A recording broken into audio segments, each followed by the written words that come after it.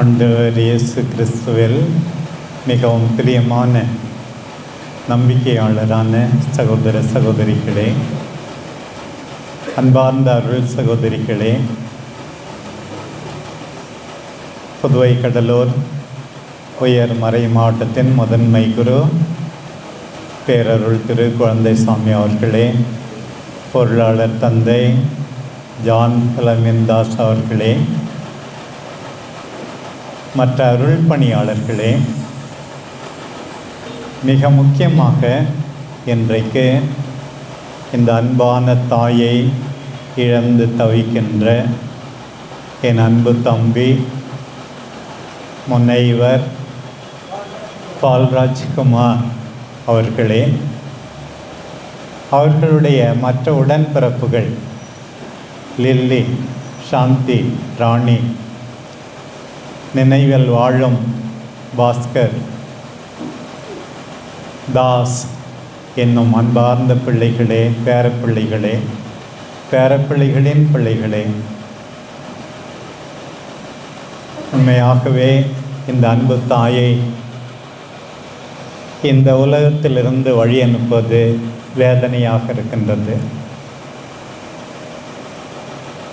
2014ஆம் ஆண்டு அப்பா பிலோமிநாதன் இறந்த போது நான் இங்கே வந்தேன்.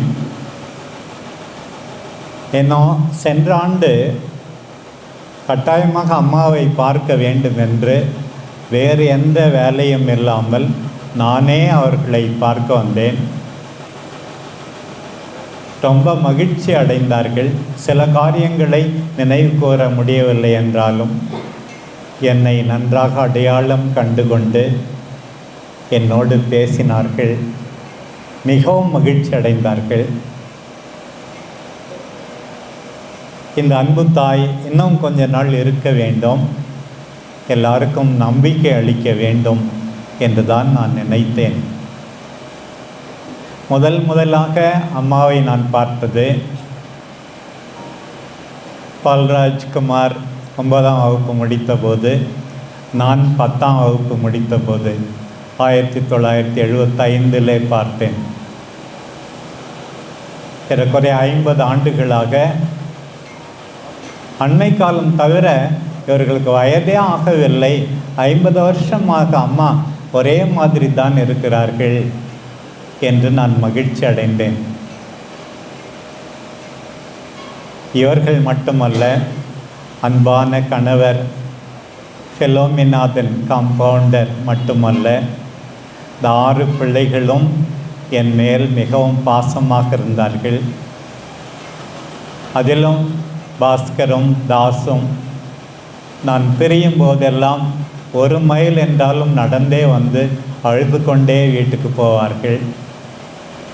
இந்த அன்பு குடும்பத்துக்கு நன்றியாக நான் இன்றைக்கு இங்கே வந்திருக்கிறேன். உண்மையை சொல்லப்போனால், நான் குருமட மாணவனாக இருக்கின்ற வரைக்கும் எங்கள் வீட்டில் நல்ல சாப்பாடு சாப்பிட்டனோ தெரியாது. அம்மா கையால் பல முறை நான் குள்ளஞ்சாவடிக்கு வந்து சாப்பிட்டு இருக்கிறேன். அதற்கெல்லாம் நான் இந்த நேரத்தில் நன்றி கூறுகிறேன். வழக்கமாக ஒருவர் பிரியும்போது, அதிலும் உலகை விட்டு பிரியும்போது அதிகமாக புகழ்வார்கள். அதற்காக இல்லை, இந்த நேரத்தில் நான் சொல்லுகின்ற புகழ்ச்சி எல்லாம் எதற்காக தெரியுமா? விடுதலை பயணத்தில் எழுதியிருக்கிறது, பெரியோரை புகழுங்கள், பெற்றோரை புகழுங்கள், இன்னும் கொஞ்ச நாள் நீங்கள் வாழ்வீர்கள். அவர்களுக்கு நன்றி காட்டினால், ஆசிரியர்களுக்கு, அதிலும் குறிப்பாக பெற்றோர்களுக்கு நாம் நன்றி காட்டினால் இன்னும் கொஞ்ச நாள் வாழ்வோமா?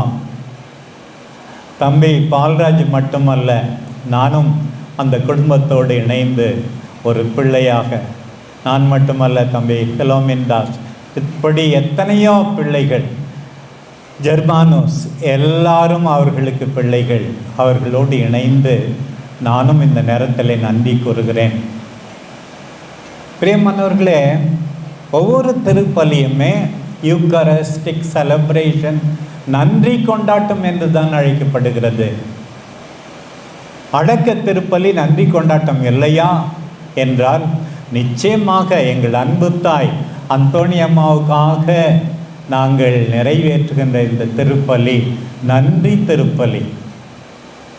மனிதனின் வாழ்நாள் 70 ஆண்டுகளே, வலிமை உள்ளவர்களுக்கு 80 ஆண்டுகளே, 85 ஆண்டுகள் அம்மா வாழ்ந்திருக்கிறார்கள். எனவே வலிமையிலும் வலிமை மிகுந்தவர்கள். ஒவ்வொரு பிள்ளையை கேட்டாலும் அம்மா கிட்ட இது பிடிக்கும் இது பிடிக்கும்னு 1000 சொல்லுவார்கள். தன் பிள்ளைகளை பற்றி அவர்கள் அக்கறை கொண்டிருந்தார்கள். அவர்களை பற்றி பெருமைப்பட்டார்கள். அவர்களை பற்றி மகிழ்ந்தார்கள். பேர பிள்ளைகளை பற்றி மிகவும் மகிழ்ச்சி அடைந்தார்கள். தம் அன்பார்ந்த கணவரோடு உடன் உழைத்து இந்த பிள்ளைகளை எல்லாம் வளர்த்தழைத்த அருமையான தாய் அவர்கள். ஒரு நல்ல நம்பிக்கையாளர், மென்மையானவர், கனிவானவர், எல்லார் மீதும் அக்கறை கொண்டிருந்தவர். இத்தகைய ஒருவர் நம் எல்லாருக்கும் சிறந்த பாடமாக இந்த உலகில் வாழ்ந்து சென்றிருக்கிறார். இப்படி ஒரு தாயை நான் பார்த்தது பற்றி மிகவும் மகிழ்ச்சி அடைகிறேன். சீராக் ஆகமம் 24ஆம் அதிகாரத்தில் ஞானம் தன்னையே புகழ்வதாக ஒரு பகுதி, அதை நான் நேற்று வாசித்தேன். இந்த செய்தியை தம்பி பால்ராஜ் எனக்கு அனுப்பிய உடனே இதெல்லாம் அம்மாவுக்கு பொருந்துகிறதே என்று நான் நினைத்தேன். சீராக் ஆகமம் 24ஆம் அதிகாரம் ஞானம் தன்னையே புகழ்ந்து கொண்டிருக்கிறது. அம்மா அவர்களை புகழ்வதை விரும்ப மாட்டார்கள். இருந்தாலும் இறந்த பிறகு அந்த பகுதியின் அடிப்படையில் நான் இதை அவர்களுக்காக இந்த நேரத்தில் சொல்லுகிறேன். தூய கூடாரத்தில் அவர் திருமுன் நான் பணி செய்தேன். ஞானம் சொல்லுகிறதாம். ஆண்டவர் திருமுன் தன் குடும்பத்துக்கு பணி செய்தார்கள். தம் குடும்பம் வழியாக எல்லாருக்கும் பணி செய்தார்கள். கேதுரு, சைப்ரஸ், எத்தனை மரங்கள் அந்த ஞானத்துக்கு ஓமையாக சொல்லப்படுகின்றன. அதே போலத்தான் இந்த அன்பான தாயும். கேதுரு, சைப்ரஸ், பேரிச்சை, ரோஜா செடி, ஒலிய மரம், பிளாத்தான், இலவம்பட்டை, பரிமளம், பாருங்கள், இவை எல்லாம் ஒரு விதத்தில் கனி கொடுக்கின்றன, நறுமணம் வீசுகின்றன. அப்படி நறுமணம் வீசி வாழ்ந்த ஒரு தாய், மாட்சியும் அருளும் நிறைந்த கிளைகள், தூய அன்பு, அச்சம், அறிவு, நம்பிக்கை ஆகியவற்றின் அன்னை என்று ஞானம் தன்னை சொல்லிக் கொள்ளுகிறதாம். இந்த அந்தோணி அம்மாவும் அதையே இன்றைக்கு சொல்ல முடியும். எனக்கு தூய அச்சம் இருந்தது கடவுள் மீது, அறிவு இருந்தது, தூய அன்பு இருந்தது, தூய நம்பிக்கை இருந்தது. அனைவரும் என்னிடம் வாருங்கள், என்னை பற்றிய நினைவு தேனினும் இனியது, என்னோடு சேர்ந்து உழைப்போர் பாவம் செய்யார். பாருங்கள், ஒரு சில நாட்கள், ஒரு சில வாரங்கள் மட்டும் அவர்களோடு தங்கியிருந்த எனக்கே இப்படி என்றால், இவருடைய அன்பை அனுபவித்த இந்த 6 பிள்ளைகள், மற்ற உறவுகள் எந்த அளவுக்கு ஃபீல் பண்ணுவார்கள் என்று இந்த நேரத்தில் நான் நினைத்து பார்க்கிறேன்.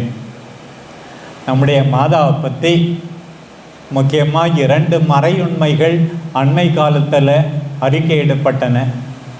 ஒரு பக்கம் இம்மாக்குலேட் கன்செப்ஷன், அமல உற்பவி, டிசம்பர் மாதம் 8ஆம் தேதி.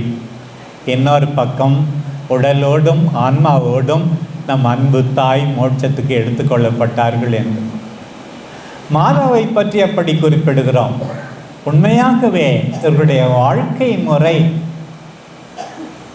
அந்த உண்மைகளை நேரடியாக எனக்கு உணர்த்துகின்றதோ என்று கூட நான் நினைத்ததுண்டு.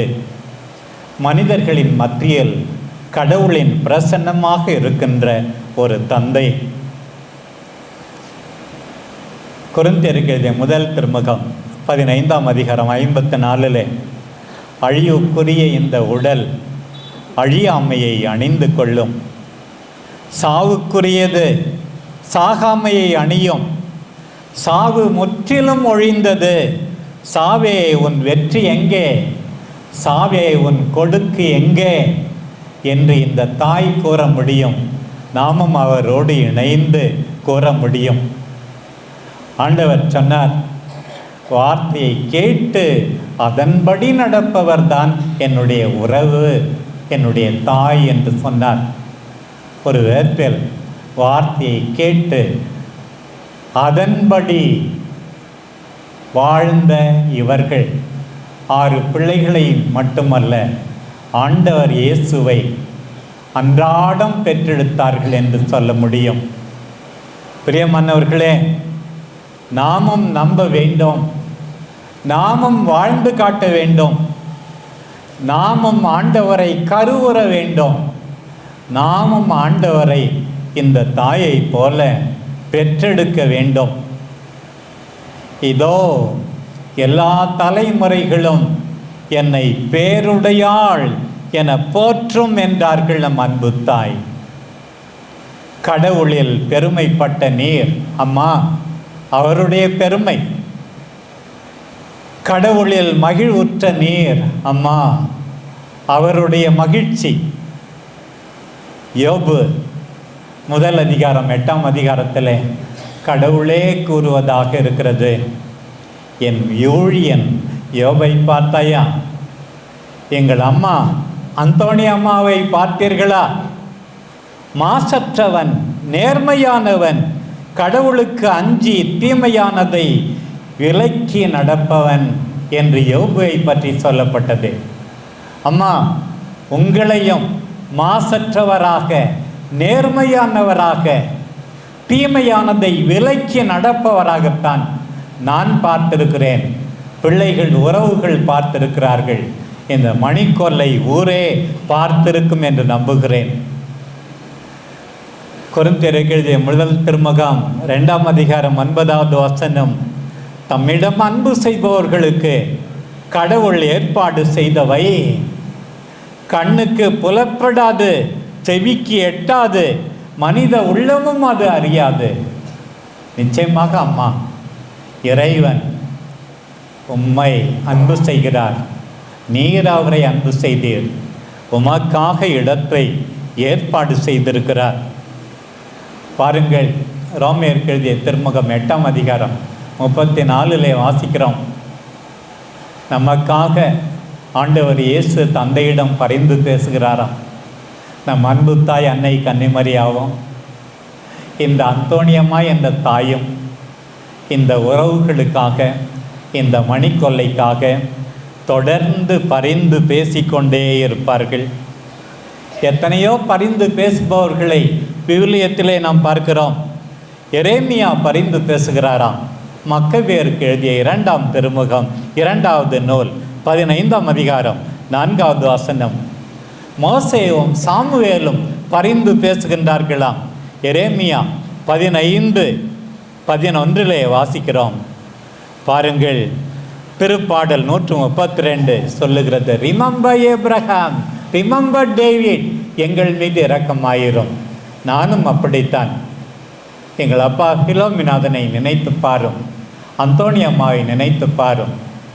இந்த பிள்ளைகள் மீது இரக்கம் காட்டும் என்றுதான் இந்த நேரத்திலே சொல்ல வேண்டும்.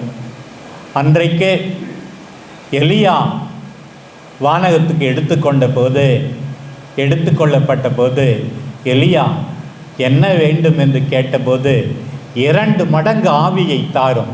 இந்த தாயினுடைய மென்மையை, கனிவை, அக்கறையை, பக்தியை, நம்பிக்கையை எங்களுக்கும் 2 மடங்கு தாரும் என்று இந்த நேரத்தில் வேண்டுவோம். இறைவா, இந்த நல்ல தாயை கொடுத்தேர், அதற்கு நன்றி. நம்பிக்கையாளரை கொடுத்தேர், அதற்கு நன்றி. அவரும் பலகினர், எளிமையானவர், சாதாரணர். அவரிடமும் இன்னும் தூய்மைப்படுத்தப்பட வேண்டியது இருக்கலாம். தூய்மைப்படுத்தி நிறை வாழ்வில் அவரை ஏற்றுக்கொள்ளும் ஆண்டவரே, நித்திய இளைப்பாற்றியை எங்கள் அன்பு தாய்க்கு அளித்தருளும் ஆண்டவரே, முடிவில்லா ஒளி இவர் மேல் ஒளிர்வதாக. ஆமென்.